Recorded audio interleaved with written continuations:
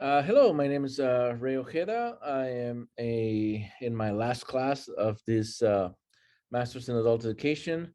Today, I'm going to be doing my presentation, my video presentation on my training program plan.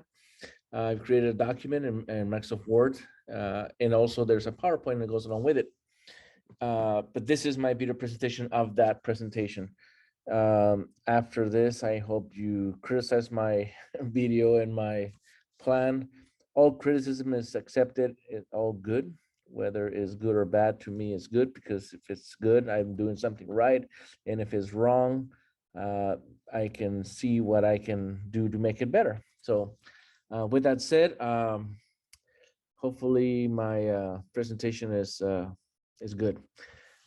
So let's get to it. If you see my eyes flipping up, that my teleprompter is in front of me, is my iPad or my little notes, my instructor notes. Instead of index 3x5s, now we have iPads and laptops, right? So, all right, without further ado, let's get to it. All right, so here we are. This is my training program plan. Again, my name is Ray Ojeda for the class AET 570, Program Development in Adult Education for Ms. Cherry Jennings, educational doctor. Hello. It's August 2022. I don't want to put a date. Obviously, it's due next week, but I'm going to be uploading this video tomorrow. So today is August 8th, 2022. I'm doing my video. What am I going to be talking about? I'm going to be talking about my needs or gaps analysis, my training program description, a simple budget, my stakeholders and goals, training and promotional materials, evaluation and implementation, and then a bibliography. The document in Microsoft Word is like 27, 28 pages long. It has also my surveys.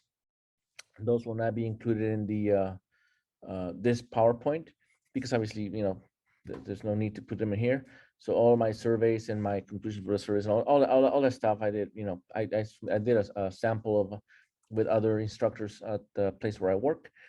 And I've submitted those in the actual Microsoft Word document. But this PowerPoint itself is not as just a video presentation of that. Um, so what are the steps needed for a gap analysis? Well, there's 4 steps in my opinion. Based on what my research has done: understanding, identification, examination, and priorities. Understanding, we need to understand both short and long-term goals and objectives of the organization, as well as needed performance to achieve such goals. And identification, knowing current skills, knowledge, and abilities of other employees. Examination, what is the reason for new goals, technologies, philosophies, the main reason we believe there's a gap. And the priorities, that includes the timelines, calculate impact, search for desired training, and set priorities. And I'll talk about each one of the steps as I go through it. Let me just say that I did, again, did a mini survey. I created the survey myself. I emailed it to other employees uh, throughout my, I work for a school, a private school for adults. And I did a little bit more of a research than that. Obviously, to them, I give them the survey of what they thought could be better and what could be done. I had problems, they had issues with, and I'll talk about it, communication and disabilities and all that, and mental issues and what have you. But I also went a step further. I went ahead and did a research on the job descriptions of other instructors for other classes. I teach business office and I teach criminal justice, and I'm also a computer programming instructor. I do 3 different things. But other instructors are specific for medical, for dental, for auto, for multiple things. And I did a little extra help without compromising anything that I should not know. I asked instructors what their experience or educational level was. It's not part of the presentation, but I needed to know that. So if they say, oh, well, this is what I think, I needed to evaluate myself, who's saying it, and see how much weight it has. Because anyone can criticize, but who are they to really know what's going on? It's not the same to ask a janitor what the school needs versus an instructor versus a manager, a training manager or career services or what have you. Everybody has a different perception of what is needed in the school, and I wanted to concentrate on the faculty part of it. And but to do that, again, I want to know the qualifications that our instructors have. And I came to the conclusion that most of the instructors, if not all, have a very good background. I myself have a bachelor's. Hopefully, I have my master's as soon as I'm done with this class. But most instructors don't have a bachelor's or a master's. In fact, 80% of the instructors don't have a bachelor's, but what they do have is the skills and years of experience. So, I'll give you an example. The guy in charge of auto, he worked for 25 years for Firestone, and he was a manager and mechanic and what have you.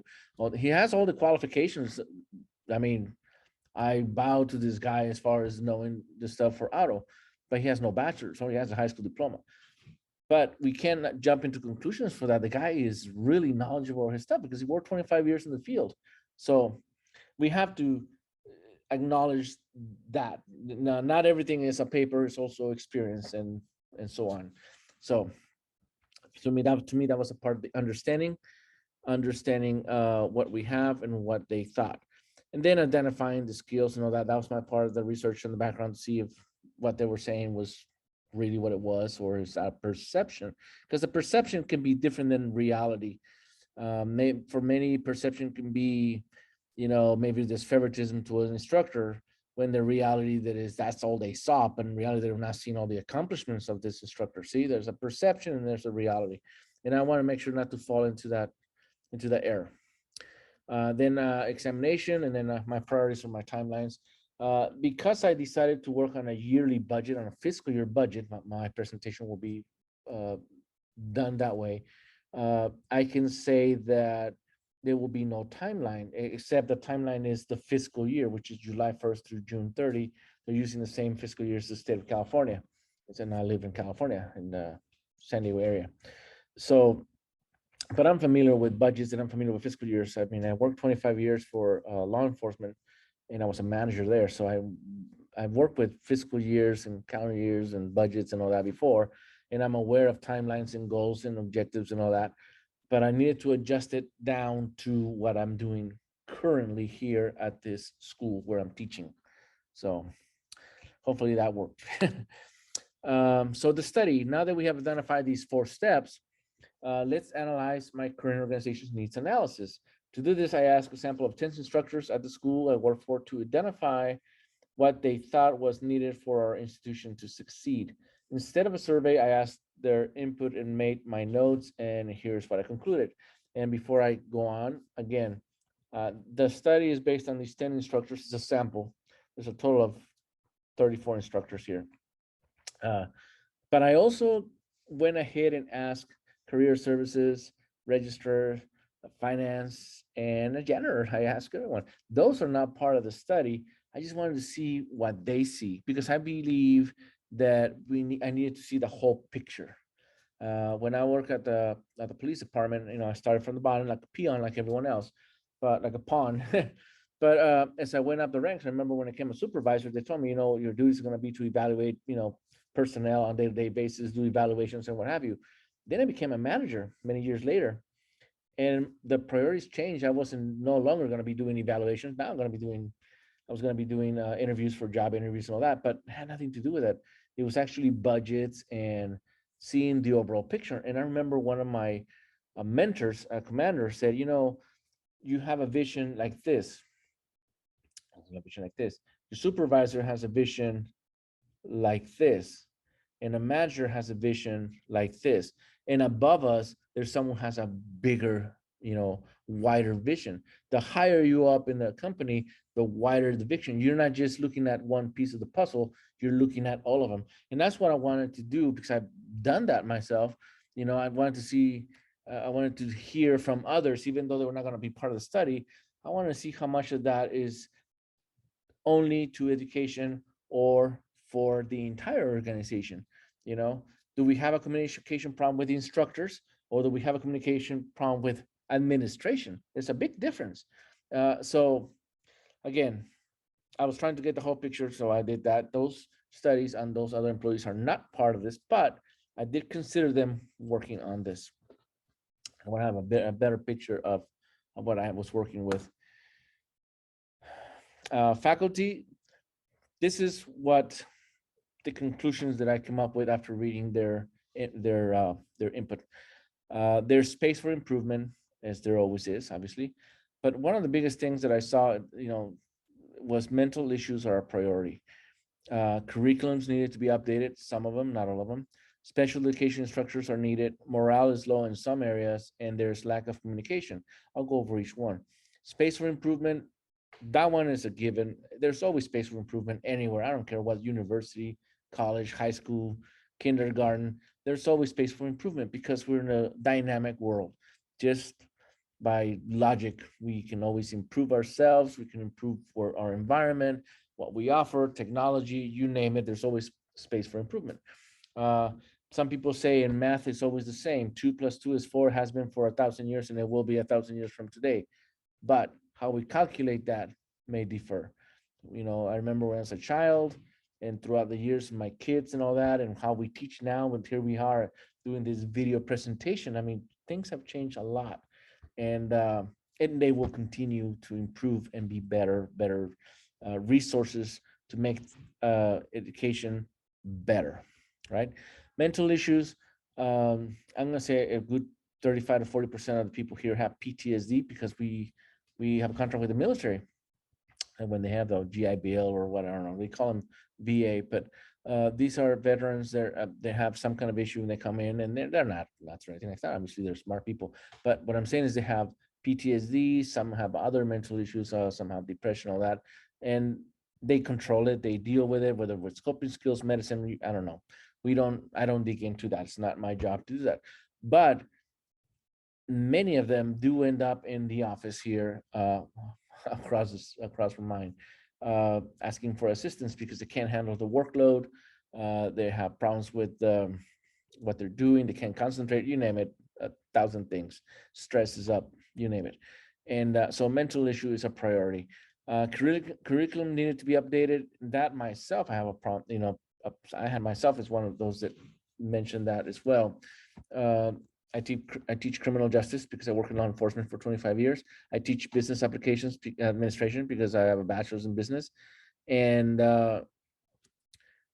some of the curriculums need to be updated to the newest versions in the software that we have.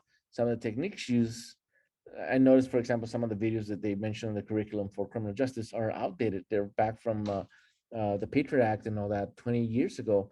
I'm not saying they're not good, but there's better and newer. And the law is updated every year, so we have to update that. You know, we can't just say, "Oh yeah, a homicide was a homicide 25 years ago." You're right, but now we have other circumstances that are maybe handled a little different because of the way the law is written, and it is what it is. And look at um, this abortion issue that we're going on through just as we speak. That changes the law all the way to the Supreme Court. It was overturned, Roe versus Wade. So yeah, there's definitely, again, space for improvement. Correct. Um, Special education instructors are needed.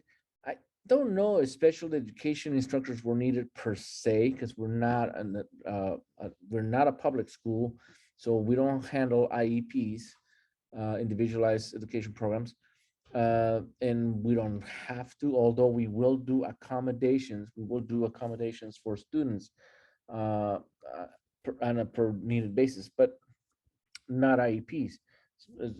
It's yeah, an accommodation is a far cry from an IEP. Uh, but what I do believe is that we may need some training on people how to deal with people that have problems, issues. So to be a special education instructor is a lot of work and training that a lot of the guys here and women, men and women that work here are not going to do it. They're not going to do it, period. It's not even a matter of money. Like me, I'm not a special education instructor. I wouldn't do it. I would just look a job somewhere else. I have a son who's autistic, who's 11, so I know how to deal with autism. But that's only because my son's autistic. And I have 5 kids in total, all from ranging from 30 to 11. I mean, I'm a family man, but not everyone has that. Not everybody has dealt with someone with autism or Down syndrome or PTSD or depression. Everybody. I don't think so. I don't think instructors will do that. Public schools do, but not private. And I work in a private school. Morale is low in some areas. That's because of the lack of communication and a lack of materials. Basically, we ask for things and sometimes we don't get them. So, or it takes forever to get them. We are, after all, on a for-profit school, and that changes the way things are reasoned, if you will. On a public school, child is first. If you need it, they'll get it. They'll get you a shadow for a student, even if it costs a lot of money for that one student, and they'll do it because they have to. Here, they won't. See, it's the difference between a private and a public school. And of course, lack of communication. I found that to be throughout, in all areas, literally, because in some areas, the managers and the supervisors, they'll tell you conflicting things of how things are going to happen. So sometimes the instructors are left out to we'll go with a flow kind of thing, but not really knowing where we're going. So lack of communication is definitely in there. So the training goals, obviously a goal is an achievable outcome that is a broad and long term, right? So these are some of the goals. To ensure all new faculty is up to date in both applicable laws and policies and procedures in regards to student rights, sexual harassment, violence in the workplace, HIPAA, confidential information expectations, and so on. This is not just applicable laws, it also policies and procedures of the school. So yeah. Ensure all new faculty is updated and subjects to be taught. That's kind of reasonable. Updated to technologies and practices. That's what this is. Ensure all new faculty is aware of the mission and vision statements of the institution. I didn't put that in the question in the survey. I actually asked all the instructors. None, 0 of the 10 instructors told me the mission statement of the school I work for, nor the vision. And I will be honest, I read them so that I can ask them. So I read them and say, okay, let's see if they know it. And no, they didn't. And the only reason I read them is for this project. So yeah, yes, that's definitely something that needs to be addressed. To make available any training that is needed to our staff, either online or as a refresher course in person, and to make available to all faculty and supervisory training that could potentially benefit them should they ever been promoted. And it's 2 different things, right? One thing is to know a better version of Excel, a newer version of PowerPoint, and maybe using Macs and Windows and all these things, right? And another one is how to deal with personnel issues if you find out that another instructor is intoxicated, how to deal with a student that comes intoxicated, things like that. Different kinds of trainings, but both of them are important. So now that we have our goals, now we have the objectives. So this is the first out of 4 slides. So an objective defines measurable actions in the short term to achieve the overall goal. All new faculty should be expected to take some training and pass the test administered at the end of each training. Training subject to testing should include sexual harassment. This should be done on any new employee. They didn't do it on me when I was hired, so I know they don't do it. Sexual harassment, I had to do that one when I worked for the police department. Zero tolerance, violence in the workplace, and de-escalation training. These 4 are a must for every employer. I don't care if it's a school or Walmart or Costco or University of Phoenix. They should know these policies. They should, because you know what? They have the policies. I know here they do because I checked. They have the zero tolerance. They have work balance in the workplace policy. They have all these. They just don't teach them. And they should pass with a minimum of 80%. And I'll just put that number in there randomly, but ask 5 questions and give me 4 right. And if you don't get it right, go get a refresher in a video or training in person and do it again. Open book if you want to. Forces people to read. New faculty should be expected to attend virtual training on HIPAA. Very important. New faculty should be expected to attend virtual training on policies and procedures and institutional expectations from a faculty member. So that one I did have, but I think it needs to be a little bit needs to be updated. But the expectation is that every instructor should have. They should have a mentoring program. They should have a shadowing system, you know, things like that. So let's continue on because there's 4 slides on this. New faculty should be expected to attend virtual training on student confidentiality and general policies. A big one, obviously, for confidentiality, because it's a liability. It's liability more than anything. I see it as a manager. That's a problem. New faculty should be placed on a shadow program for 2 weeks after being hired, but prior to being sole instructor of the class. On one of my classes on my business, I was uh, shadowed, mentored, if you will, on business administration. But for criminal justice, I wasn't. I was told, I was told, hey, can you do this tomorrow? It'll be for 1 week while we get a new instructor. It's been 4 months. I'm still teaching to new, the class. So yeah. All training expectations should be the same for full-time, part-time, substitute, or associates. An associate basically is someone who's not full-time yet. Let's call this probationary period, if you will. Let's just to give it a name. But they do make the distinction here, plus you get different pay rates. So all instructions should demonstrate competency in the subject they are in charge of teaching, either by experience, education, or both. A test should be administered to the instructor prior to teaching the class for the first time. They don't do that right now, but I can assure anyone, and it's an ethical thing for me. I know that all instructors here are very qualified. Some by paper, some by experience, and some by both. I gotta agree, they don't hire people without demonstrating that they know it. What they don't do is administer any kind of test. They just put it down on paper. I'm hoping that human resources does their research and checks that people have actually worked where they say they work, but yeah, it's not up to me to decide that. And our mission statement is the core of beliefs. Each instructor should be a part of the dream and encouraged to abide by the core values that we preach. And I think we do mostly. It's just they don't know the mission statement here. Most the instructors, none of them knew it. The one of the registers told me, but she was reading it from the wall. She has it on the wall.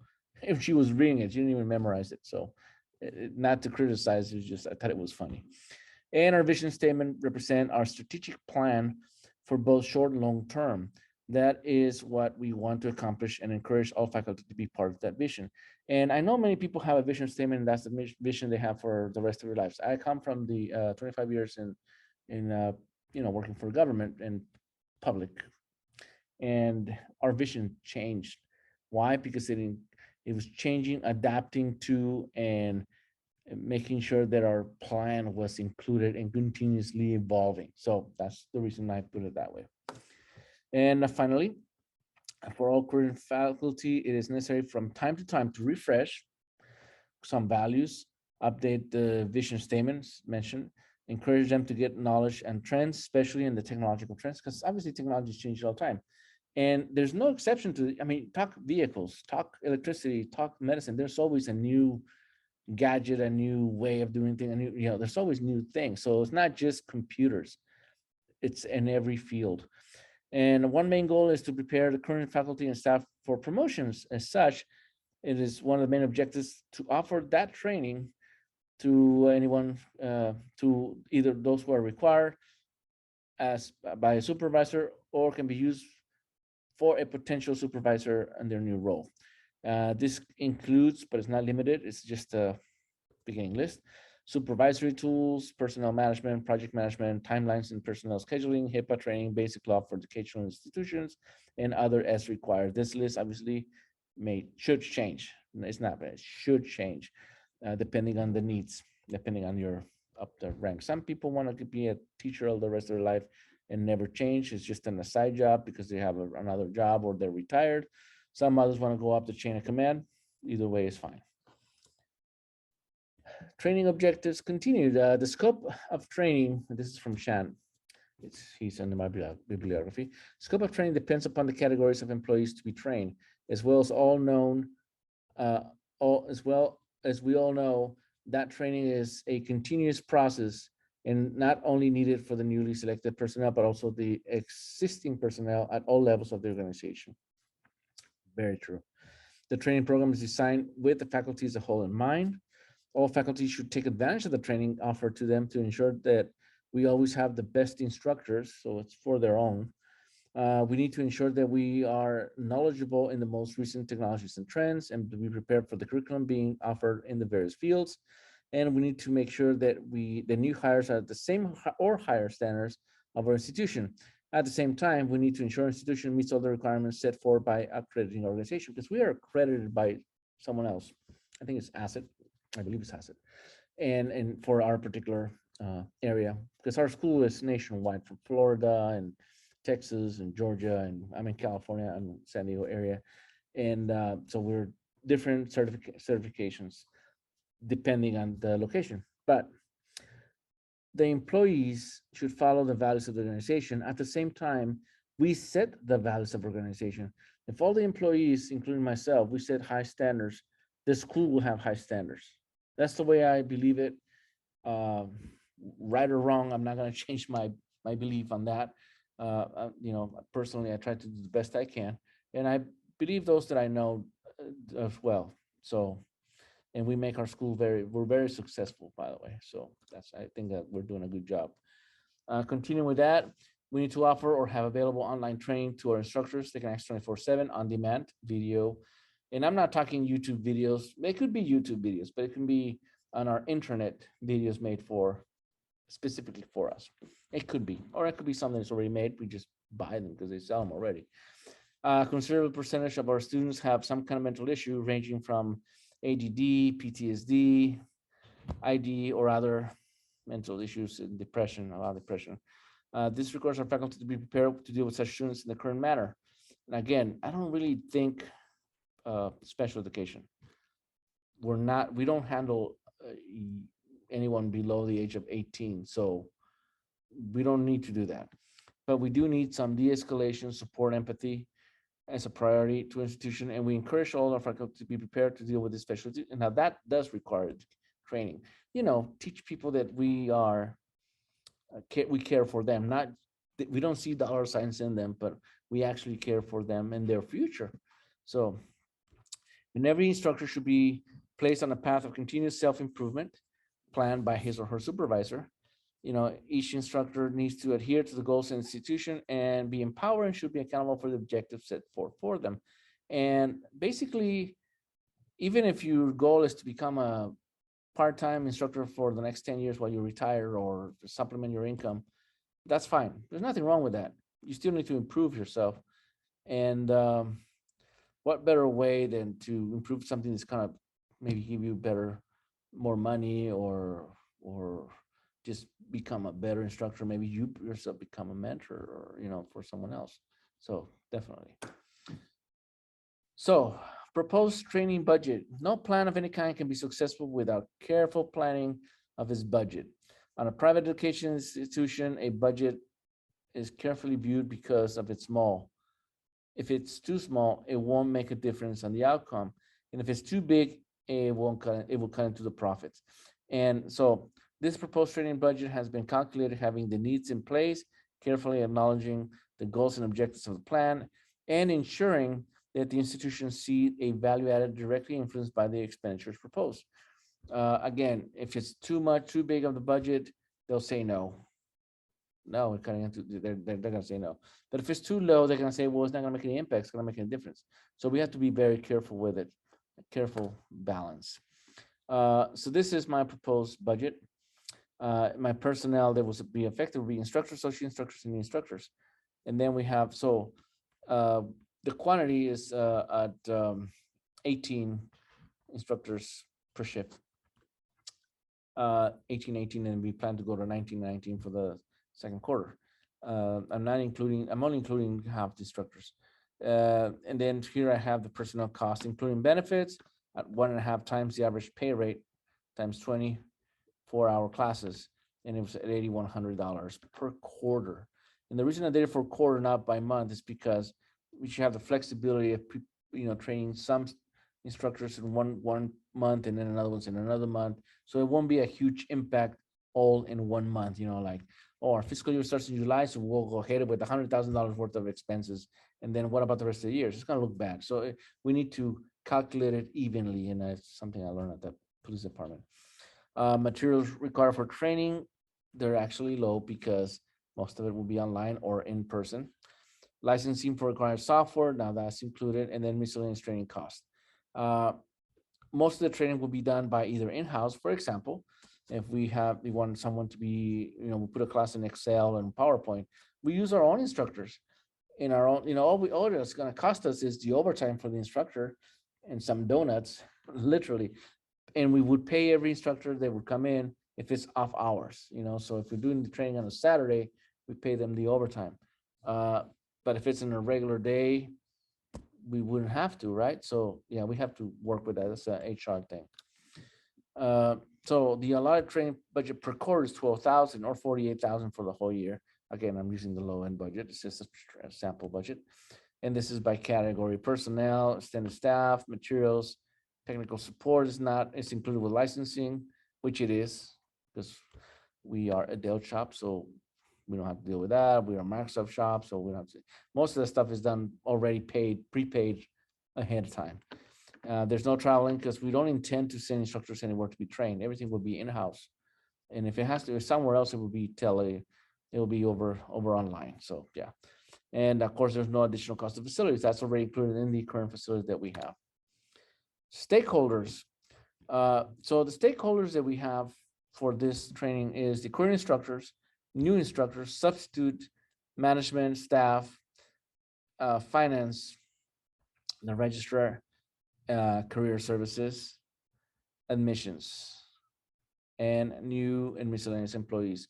So current instructors like myself or any other instructors currently teaching, a new instructor, someone is going to come into organization. Substitute instructor is a contracted position that teaches but not full-time, considered a part-time, no benefits basically. Management obviously is people who make the decisions. Staff, so everyone works in the office. There's a big difference. Staff can be a secretary. Management exclusively, CEO and directors and managers.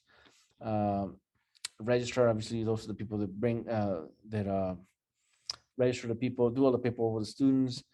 Career services, they help the students be placed in positions, help with the resumes and all that.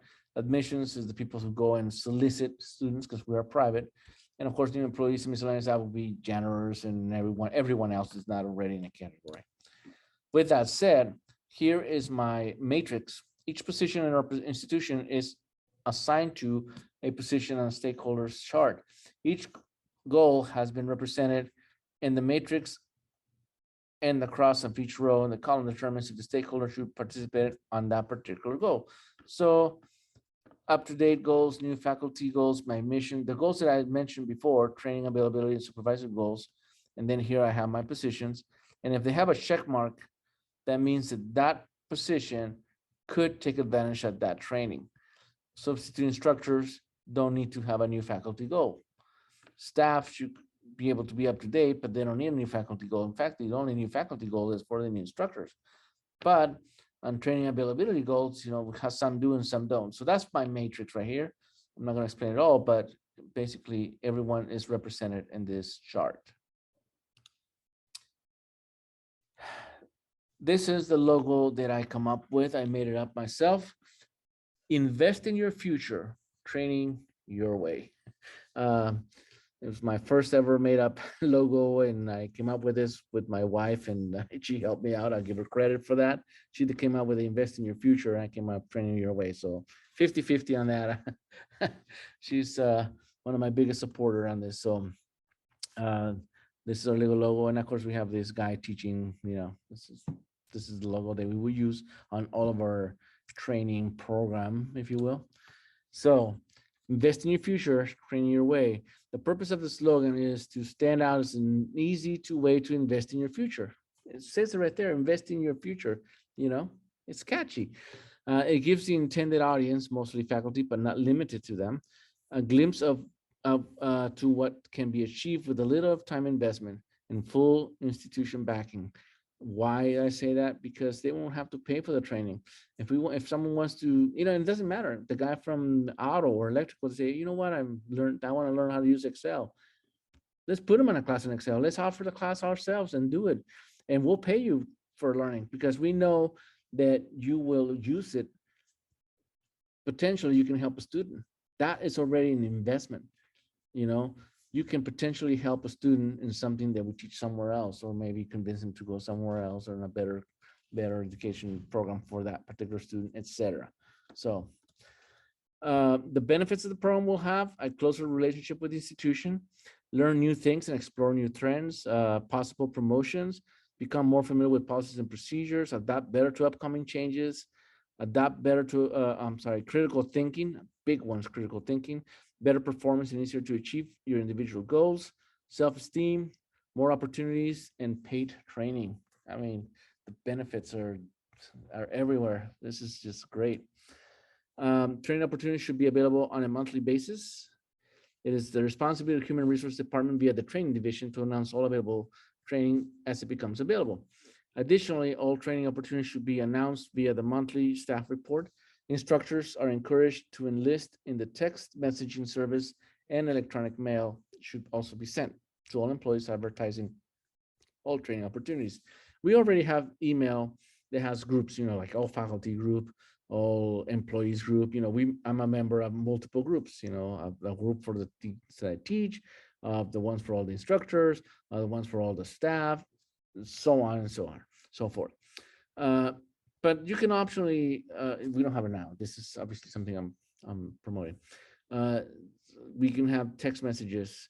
I know that many may say, well, what if you're already receiving an email? Why a text message?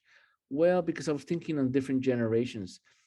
We have instructors here from Generation X, like myself, all the way to Generation Z, millennials, and I don't know, all these different generations. And each generation has a different method they like it. Some of the old guys, they still like the good old flyer paper.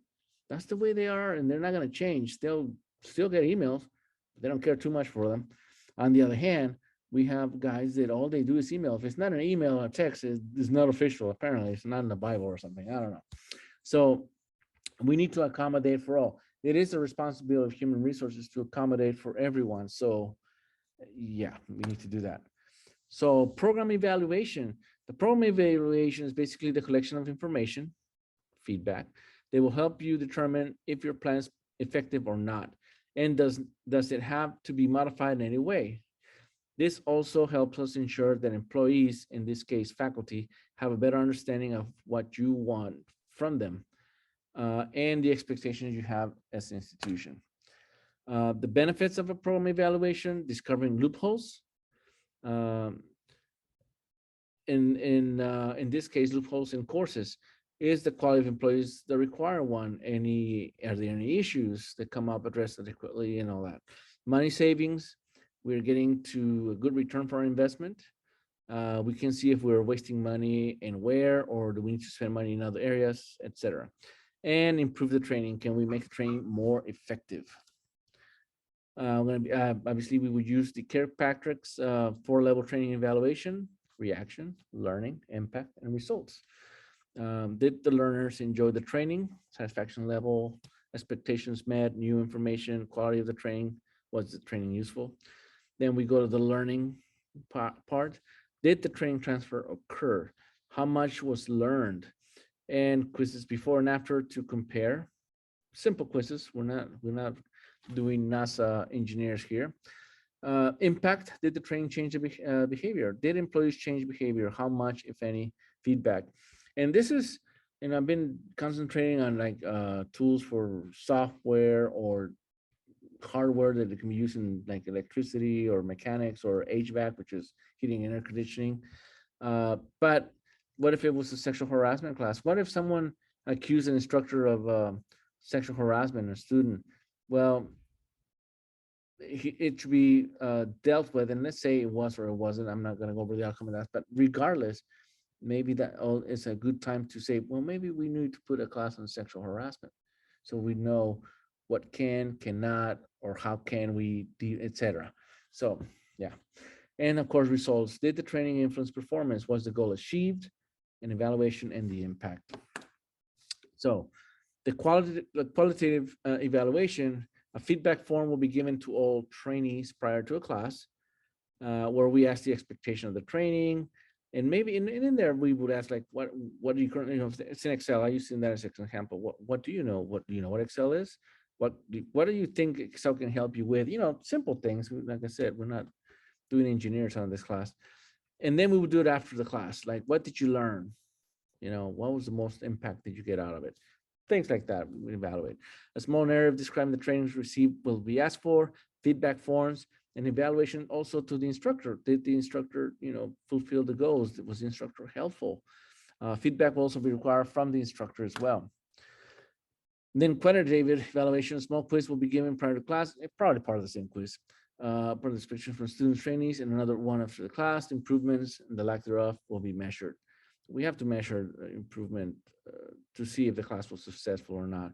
Since this training is for employees and faculty in particular, the students will be asked for feedback after the training has been given. Students will measure in a matrix if the instructor has improved his or her teaching techniques, knowledge, etc. And we wouldn't do that as it sounds. So let's say I wanted to get training on Microsoft Word. So they will ask me, what do you think, Ray, about Word? What do you think you can use it for? Why do you want to learn it? Just a few things. And then I would take the class, and my students will be asked, well, did Ray ever use Word or anything like that? And not that it's wrong or right. We just want to know if he ever used it, or would you be interested in him covering that in your class, or using Word instead of Pages, which is what they use in Mac. And then after that, after the class is done, ask the same students, has he started using Word, or things like that. This is an example only, but that will definitely help us evaluate the success.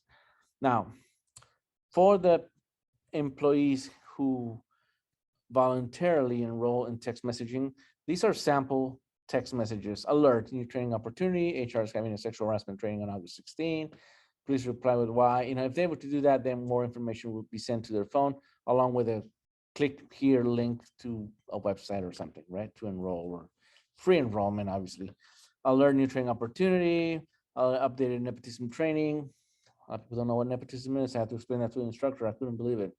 Yes, working with family members, nepotism, right? So sample text messages, will they change continuously? Absolutely, depending on the training, the date, and so on, the circumstances. Sample electronic email. This will be sent to all employees or all faculty, or whichever. It'll always be from the human resources or IT department. Training department. And then the subject will be a new training or a particular class, or something like that. We're pleased to announce that due to the great reception of Microsoft Excel basic training skills offered this last month, we're scheduling a part 2. And I'm not going to read the whole thing.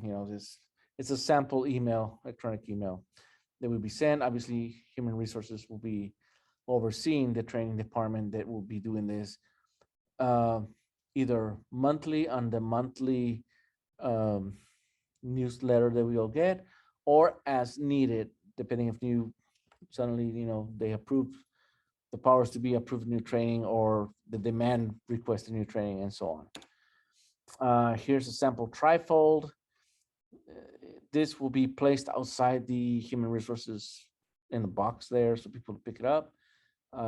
This will not be distributed to employees, but if they walk through HR, they can go and pick one up and get more information on this. A sample flyer. Now, these could be put on, every instructor here has a bin box where they go and place things. It could be put there. That's where they put in our rosters. That's where they put in our stub checks, so they can put this on all of them, in addition to the emails. This is sample evaluation form, the presenter's name, the date of training, the training subject, and just, little matrix. Was it relevant to my needs? Materials provided were helpful. Objectives, length, class, interactive, organized. The instructor was knowledgeable, very important. And any comments that it's just a sample. Can this change? Absolutely. By far, yes, it could. It would change as needed.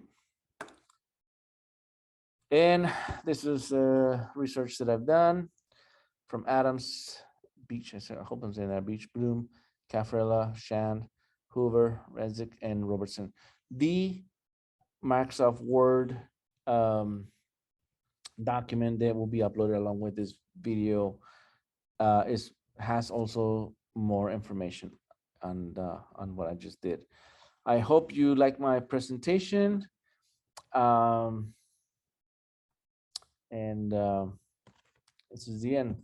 Thank you very much.